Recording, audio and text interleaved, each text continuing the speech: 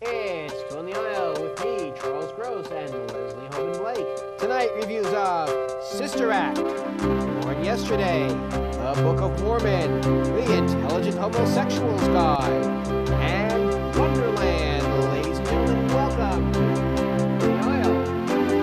Hi, I'm Leslie Hoban Blake. And I'm Charles Gross. We're moving into black and white here in the cover. Yeah, Born Yesterday. Well, when Born Yesterday first came out, a lot of things were in black and white. That's the whole point, of course. It's based on a 1946 comedy by Garson Kanin, and of course 46 was just post-war. And so the idea was we were riding on the crest. Everything was good. People had money for the first time in a long time. And it's a story about a guy who is a self-made millionaire, but he's totally uneducated. And that's Harry Brock. And Harry Brock is has a girlfriend, a blonde, dumb Dora, whose name is Billy Dawn. And I kept thinking of Billy Dove from the 20s and 30s black and white movies. I don't know if that was supposed to be where she came from. Anyway, these two come to Washington so that Harry can buy himself a senator so that he can then own whatever he wants to and make whatever laws he wants to about how to run his own businesses. And that's the basic part of the story. What happens is a young reporter named Paul comes into the story, and Paul is there to interview Harry, winds up falling in love with Billy and educating Billy.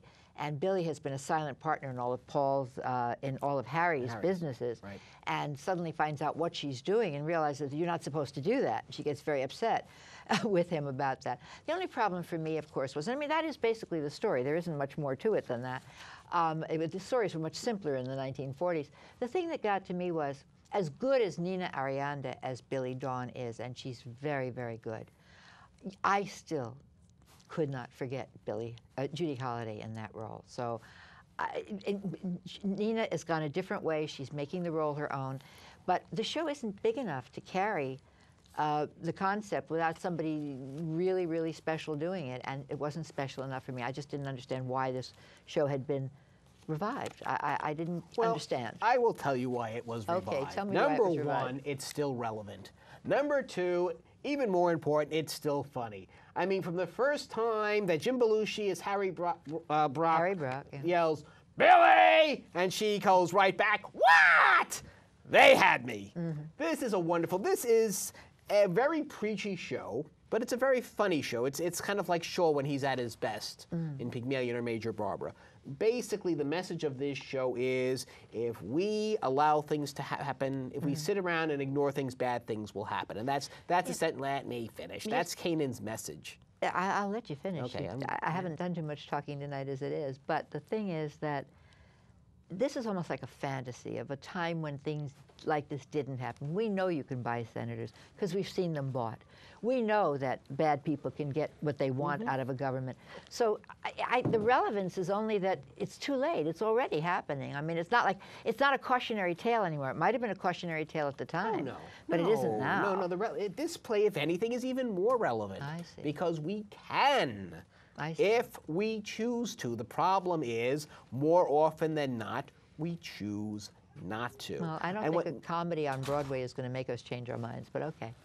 It might have I'm not saying it will or it won't, but it will certainly entertain you, and that is what is so fabulous about Born Yesterday. Even when Kanan is preaching, from his highest pulpit, the play is still funny. Like there's this one point where Billy is saying, telling Harry what he's doing wrong, and she skips over words. She mispronounces a word, and Paul, the reporter / boyfriend, has to correct her. And that's the genius of this play. Yes, it's a message play, and I generally I'm a little leery of message plays, but it's so entertaining that you really don't care if you're being preached to. I like Jim Belushi as Harry. I did too. I thought he did a wonderful Paul Douglas imitation. He really did.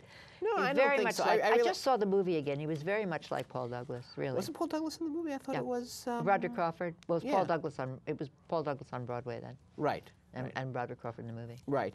And but he's like 1/3 Ralph Cramden, 1/3 a gangster, and 1/3 a spoiled child. He really is wonderful. I thought Robert Sean Leonard did a nice job. The best I've ever seen Robert Sean Leonard as the reporter. Well, by the way, he's initially hired by Harry to train Billy, because Harry, not realizing that he's educating himself, decides to educate Billy, and, well, Well, Leslie's he's already told you embarrassed the by reason. her in Washington Yes. by her lack of knowledge of anything. Right. Not that he knows a heck of a lot Exactly. himself, but and he's proud of Nina that. Arianda is fabulous as Billy.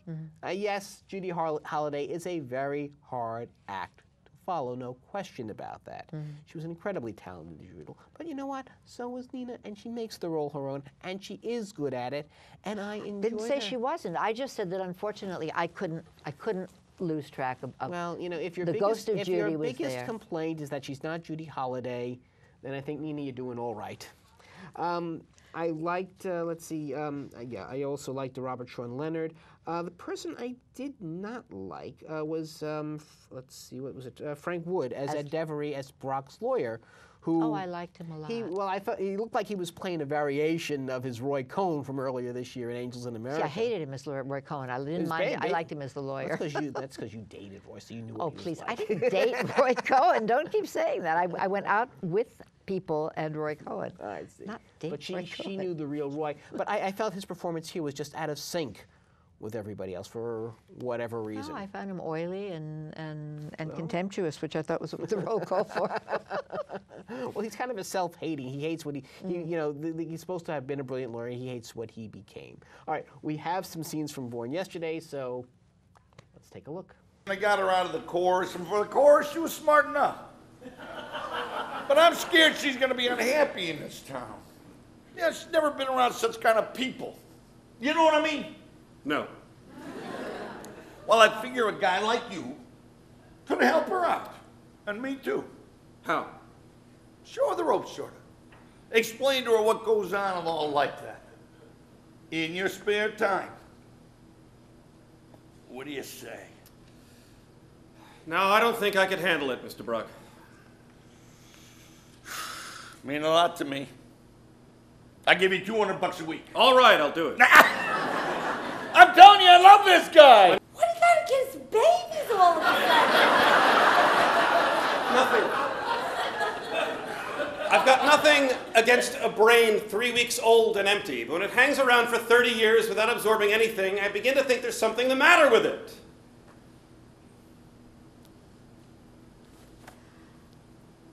What makes you think I'm 30?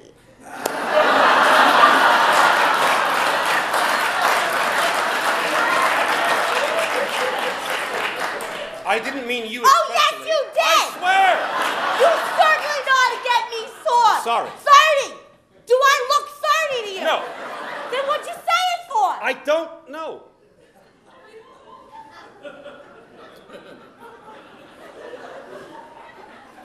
How old are you? 29!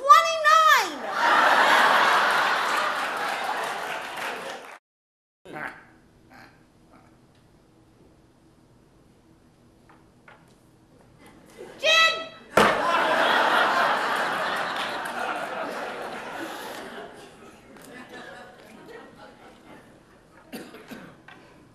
41.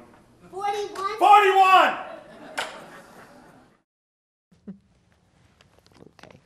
All in all, I really enjoyed this. I would give this 4.5, maybe even 5 playbills. I'd go 3.5. Okay.